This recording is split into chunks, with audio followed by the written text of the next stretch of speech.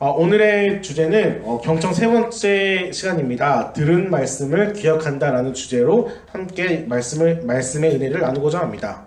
저는 설교를 할 때마다 늘 긴장을 하고 참 부담이 되기도 해요. 그래서 오늘 저는 제 설교의 짧지만 설교의 그런 시간 중에 가장 힘든 주제가 아닐까 싶습니다. 왜냐하면 전 잘 잊어버리거든요. 지난주에 목사님 설교 말씀 기억하십니까? 그쵸. 우리 목사님 기억하십니다. 우리 집사님도 기억하시고 전도사님도 다 기억하실 거라 저는 생각했는데 저는 굉장히 많이 잊어버려요. 그래서 목사님 설교뿐만 아니라 지난주에 제가 새벽 예배 때 했던 그 설교나 오늘 제가 은혜 받았던 그 큐티 내용도 너무나 잘 잊어버려요. 그래서 제가 성경책에 뭐 필기를 해놓고 어떤 메모를 해놓고 제가 내 손으로 직접 한 것임에도 불구하고 시간을 지나고 보면 야, 내가 이렇게 묵상했네, 내가 이런 걸 기록했네 라고 너무나 감사히 그때마다 새로운 은혜를 받는 저를 발견합니다.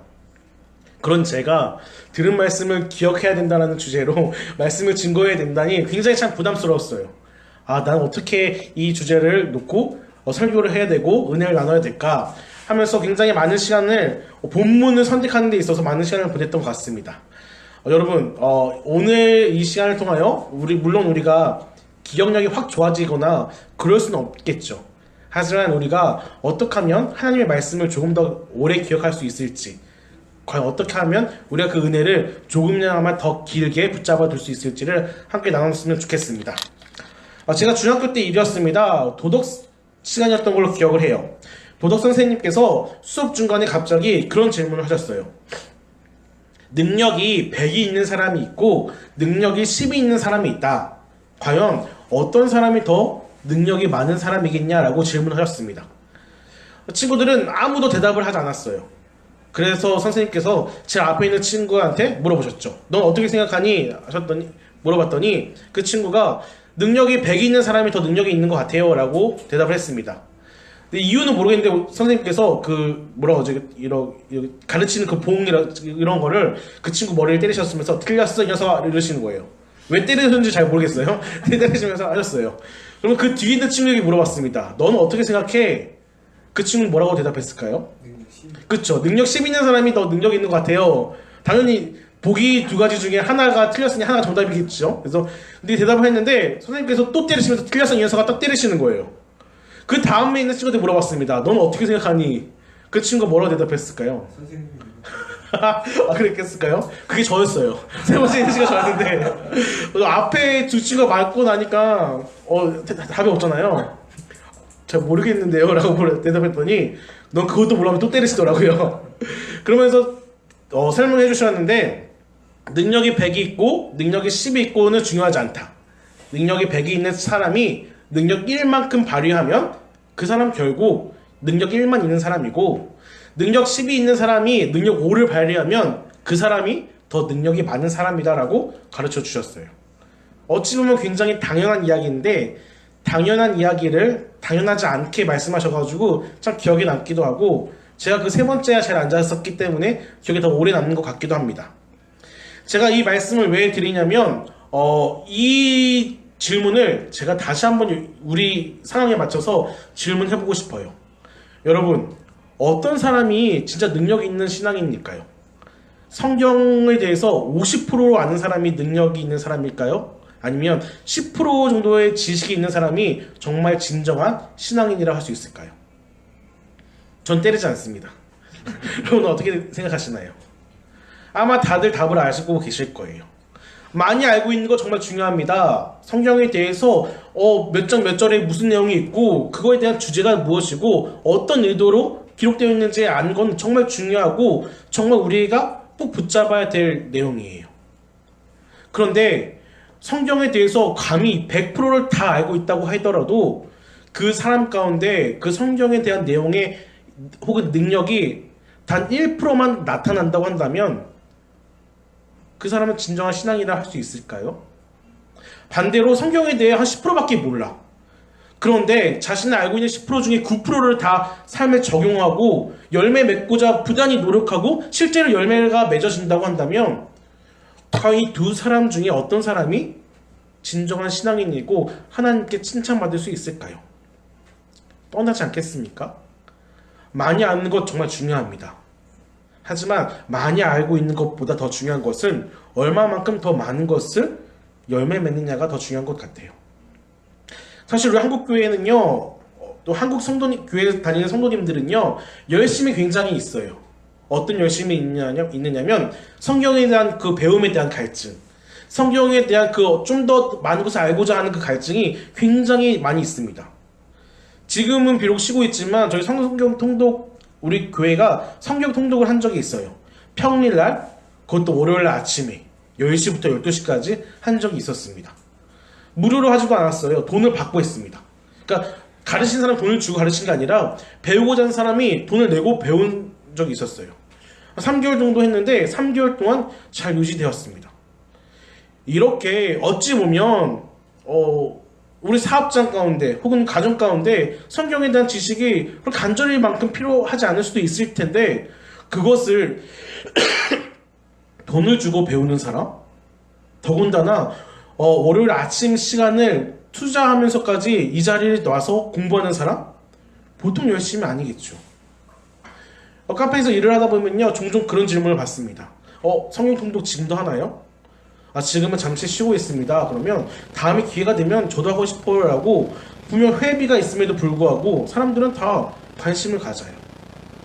그래서 그런지 이단들도 굉장히 많은 방법 중에 성경 공부라는 방법으로 전도를 하고 포교를 하죠. 성경 공부합시다. 그러면 신기하게도 믿는 사람, 믿지 않는 사람들이 모인다는 거예요. 이 말은 즉슨 사람들은요, 성경에 대한 호기심이 있어요. 성경에 대한 갈망이 있고요, 갈증이 있어요. 그래서 그 갈증과 갈망을 해결하기 위해서 노력하고 성경 보고 큐티하고 신앙서적을 찾아보기도 합니다. 제 친구 중에 정말 특별한 친구가 있었는데 고등학교 때 친구예요. 고등학교 2학년 때 같은 반이었는데 그 친구는 교회를 안 다녔어요. 제가 설교 시간도 한번 얘기했던 적이 있는데 그 친구는 교회를 다니지 않았음에도 불구하고 자기는 무교고 신이 없다라고 생각했음에도 불구하고 성경 1독을 했던 친구예요. 그래서 저에게 늘 도전을 했죠. 남수 너 이거 알아? 제가 대답을 하면 하고 넘어가고. 더 신기한 거 뭔지 아세요? 그 친구가 성경을 1독했는데 더 재밌는 거는 이슬람 그 경전이 있죠. 코란도 1독을 했다는 거예요. 그러면서 자기는 자기가 두 개를 비교해 봤대요. 자기는 성경이 더 진리에 가깝다라고 생각을 한대요. 그래서 나는 이슬람보다 혹시라도 내가 신을 믿게 된다면 하나님을 믿어야지, 하지만 지금은 아니야 라고 딱 선을 그었던 친구예요. 특이했던 친구죠. 근데 이것만 봐도 사람들은요, 성경에 대해서, 신에 대해서 궁금증을 갖고 있고 갈망이 있어요. 그래서 이단들도 그것을 이용해서 포교를 하죠. 그래서 이 갈망을 앞서 말씀드렸던 것처럼 한국교회 성도님들은요, 굉장히 많은 것을 알고 계세요. 정말 많은 것을 알고 계시고 많은 지식이 있고 그럼에도 불구하고 더 부족하게 생각하셔서 더 많은 것을 계속해서 요구하고 그것을 채우기 노력하죠. 근데 정말 중요한 건 무엇인지 아십니까? 그 알고 있는 것을 내 삶 가운데 얼마만큼 적용하느냐. 배우는 것만큼, 배우는데 힘을 쓰는 에너지와 시간만큼 그것을 열매로서 나타나기 위해서 우리는 얼마나 많은 것을 투자하고 노력하고 있습니까? 오늘 우리가 읽은 요한복음 16장 내용은 예수님이 승천하시기 전에 자신이 승천하실 때 새로운 보혜사를 보내주시겠다라는 약속이에요. 그러시면서 새로운 보혜사가 너에게 가는 것이 유익한데 그 유익 중에 하나가 무엇이냐면 오늘 중간에 나와 있죠.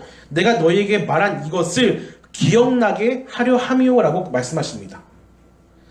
이 상황이 어떤 상황이냐면 예수님께서 너희가 내 제자인 이유로 죽임을 당할 것이고 고난을 당할 것이고 세상의 권세자들 앞에서 신문을 당할 것인데 걱정하지 말아라.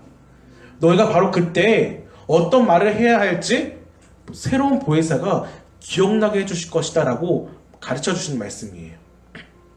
여러분, 예수님께서 우리가 세상 권세자들 앞에서 어떤 말을 해야 할 때 가르쳐 주시겠다고 하지 않으셨습니다. 그때 예수님의 음성을 듣게 해주시겠다고 말씀하지 않으셨어요. 기억나게 해주신다고 말씀하셨죠. 이 말은 무엇입니까?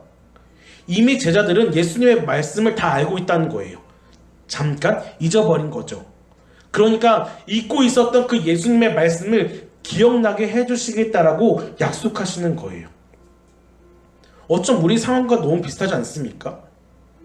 우리는 너무나 많은 말씀을 알고 있어요. 성경을 너무 많이 알고 있습니다. 그런데 그 말씀이 우리 삶 가운데 기억이 납니까? 지난 주일을 기준으로 3일이 지났습니다. 3일 동안 여러분들은 얼마만큼 하나님의 말씀을 기억하셨습니까? 우리는 매일같이 살아가면서 선택의 연속이죠. 간단히는 아침밥 메뉴를 무엇을 할지, 다음날 우리 자녀들에게 무엇을 해줄지, 혹은 사업장의 결정에 대해서도 우리는 선택을 합니다. 어떤 사람을 뽑을지, 어떤 결정을 해야 할지.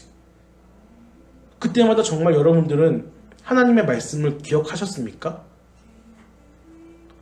우리는 눈을 뜨면서부터 만남의 연속입니다. 사랑하는 내 남편, 사랑하는 내 아이들, 사랑하는 내 아내와 아침부터 만납니다. 출근하면 내 직장 동료들과 만나고요. 그 오고 가는 발걸음 가운데 짧지만 많은 사람들과 부딪히고 만남을 갖습니다. 그 만남을 통해서 하나님은 과연 우리에게 무엇을 요구하실까요? 그 만남을 위한 하나님의 말씀을 기억하셨습니까? 분명 예수님께서는 우리가 세상 살아갈 때 혹은 사람들 앞에서 어떤 말을 해야 될 때 하나님의 말씀을 기억나게 해주신다고 약속하셨는데 정말 우리는 기억하고 있습니까? 우리는 한 번쯤 우리의 그 상황을 온전히 진단해 볼 필요가 있어요. 어쩌면 우리는 말씀을 배우고 읽고 암송하는 데 너무 많은 시간과 에너지를 투자한 나머지 그것이 내 삶 가운데 적용되기 위해서 그만큼의 시간과 에너지를 투자 못하고 있는 건 아닌지 한번 반성해 볼 필요가 있습니다. 여러분들은 어떠십니까? 진정으로 하나님의 말씀을 기억하면서 살고 계십니까? 그래서 여러분들이 알고 있는 그 많은 지식과 그 성경에 대한 배경을 정말 내 삶 가운데 드러내고 계십니까? 아니라고 한다면 한 번쯤 우리의 삶을 되돌아봤으면 좋겠습니다. 그렇다면 우리는 어떻게 해야 하나님의 말씀을 온전히 기억할 수 있을까요? 우리가 그토록 힘쓰고 애쓰고 노력해서 얻었던, 습득했던 그 하나님의 말씀을 내 삶 가운데 나타낼 수 있을까요? 오늘 내용이 16장 7절에 이렇게 기록되어 있습니다. 제가 읽어드릴게요. 그러나 내가 너희에게 실상을 말하노니 내가 떠나는 것이 너희에게 유익이라. 내가 떠나지 아니하면 보혜사가 너희에게로 오시지 아니할 것이요 가면 내가 그를 너희에게로 보내리니 라고 기록하고 있습니다. 이 말은 즉슨 새로운 보혜사, 즉 성령님이 제자들에게 함께 하실 때 4절에 나와 있던 것처럼 하나님의 말씀을 기억나게 해주신다는 거예요. 그 말은 즉슨 하나님의 말씀을 기억하기 위해서는 우리는 성령님과 늘 동행해야 된다는 것입니다. 성령님이 나와 함께 동행한다면 우리는 우리의 부족한 지식으로 혹은 우리가 알지 못했던 것들로 인하여 잊어버렸던 그 하나님의 말씀을 기억할 수가 있어요. 혹시 여러분 이요셉이라는 전도사님 아십니까? 제 아내가 요즘 읽고 있는 책 중에 그 책이 있는데 지금 가고 있어 라는 책이 있습니다. 이제 페이스북에서도 많이 나타나기도 하는데 교회 밖 청소년, 학교 밖 청소년, 흔히 말하면 우리 세상 말로 하면 뭐라 그러죠? 비행 청소년, 그렇죠? 비행 청소년, 그런 청소년들을 상대로 사역하시는 분이에요. 그래서 막 새벽 2, 3시에 전화 와서 막 술집도 가고 나이트도 가고 경찰서도 가고 병원도 가고 막 이러시는 분이에요. 이거에 대한 사역을 하시는데 그분이 얼마 전에 책을 내셔가지고 제 아내가 그걸 구매해서 읽고 있는데 그 책에 그런 내용이 있어요. 그 비행 청소년이다 보니까 청소년임에도 불구하고 출입하지 말아야 할 곳을 출입한 거죠. 뭐 술집이라든가 나이트라든가. 그런데 이게 또 허약이 왕성한 친구이다 보니까 거기서 시비가 붙고 막 싸우고 하다 보면 때론 경찰서에 가기도 하고 때로는 이제 병원에 실려가기도 하는 거죠. 그런데 그들이 이제 의지할 수 있는 존재는 이제 부모님은 안 계시니까 혹은 계셔도 의지할 만한 그런 신뢰가 안 되니까 이분께 연락을 한다는 거예요. 이 전도사님께. 재미있는 거는 경찰서에 가고 뭐 병원에 실려가는 사람이 뭐 핸드폰이 뭐 잘 챙겼겠습니까? 술 취했을 때 어떻게 연락을 했을까요? 번호를 외웠다는 거예요. 우리 여기 전도사님도 계시고 하시는 목사님도 계시는데 혹시 여러분들의 그런 부서의 성도님들의 번호를 다 외우고 계십니까? 다 외우실 걸 생각을 돼요. 저는 물론 못 외우고 있습니다. 우리 남전도의 그 분들의 그 전화번호 다 못 외워요. 안 잊어버리시군요. 그렇죠? 근데 이 청소년들이 그분의 그 번호를 외우고자 노력하지 않는데요. 당연하죠. 핸드폰 버튼만 누르면 전화할 수 있는데 그걸 외우겠습니까? 근데 신기하게도 그런 위급한 상황이 있으면 외우지 않고 한두 번 흘려봤던 그 번호가 기억난다는 거예요. 그래서 그분께 전화를 한다는 거죠. 그래서 그분이 오셔서 자신을 도와준다는 거예요. 저는 잘 모르겠지만 저는 감히 이런 역사들이 성령님의 역사라고 저는 생각을 해요. 그들이 전도사님께 전화를 안 한다면 어떻게 될까요? 그들은 하나님의 말씀을 모르지만 하나님이 그 청소년에게 찾아가셔서 그 번호를 기억나게 해주고, 그래서 하나님의 말씀을 듣고 갖고 간직한 사람이 그들에게 찾아가서 하나님의 말씀을 듣게 해주신다는 거죠. 사랑하는 여러분, 이런 놀라운 역사가 우리 가운데도 일어났으면 좋겠어요. 물론 우리 성도님들 혹은 가족들 중에서 안 좋은 일을 겪는다 이런 것이 아니라, 그들이 진짜 힘들 때 혹은 우리 공동체에 정말 필요한 말씀이 있을 때 성령님께서 우리에게 찾아오셔서 우리에게 필요한 말씀을 기억나게 해주시고, 그로 인하여 그 말씀이 우리 삶 가운데 적용하고 우리가 그 지배를 받는 거죠. 히브리서 말씀에 이렇게 기록되어 있지 않습니까? 하나님의 말씀은 살아있고 활력이 있어 좌우의 날선 어떤 검보다도 예리하여 혼과 영과 및 관절과 골수를 찔러 쪼개기까지 하며 또 마음의 생각과 뜻을 판단하나니 라고 기록하고 있습니다. 저는 이 말씀을 이렇게 해석을 해요. 하나님 말씀은 살아있죠. 능력이 있어요. 그래서 우리의 마음과 생각과 뜻을 판단하시고 주관하세요. 하지만 우리 마음과 생각과 뜻만 판단하실까요? 앞에 나와 있는 것처럼 혼과 영과 및 관절을 골수를 찔러 쪼개기까지 하신다는 거예요. 저는 이 부분을 우리들의 육체들 또한 하나님의 말씀에 지배를 받는다고 생각을 합니다. 그래서 우리의 삶 가운데서 그 말씀이 우리 혼과 영과 관절과 골수를 통해서 그 말씀이 흘러나와야 된다고 생각을 해요. 그러기 위해서는 하나님의 말씀을 기억해야 하고, 그러기 위해서는 성령님과 우리가 늘 동행해야 합니다. 이것을 기억했으면 좋겠습니다. 하나님의 말씀을 기억하고 싶으십니까? 정말 그 말씀의 지배를 받고 싶으시고, 그 말씀이 나의 삶을 이끌어가기 원하시고, 그 말씀이 우리 가정을 주관하기 원하시고, 그 말씀이 우리 사업장의 참된 주인이 되기 원하십니까? 성령님이 우리와 함께 하셔야 합니다. 성령님이 우리와 함께 하실 때 우리가 그 말씀을 기억할 수 있습니다. 우리가 하나님의 그 말씀을 기억할 수 있는 방법은 성령님과 함께 하는 거예요. 그래서 저는 오늘 지금 이 시간 성령님과 함께 하길 위한 기도를 했으면 좋겠습니다.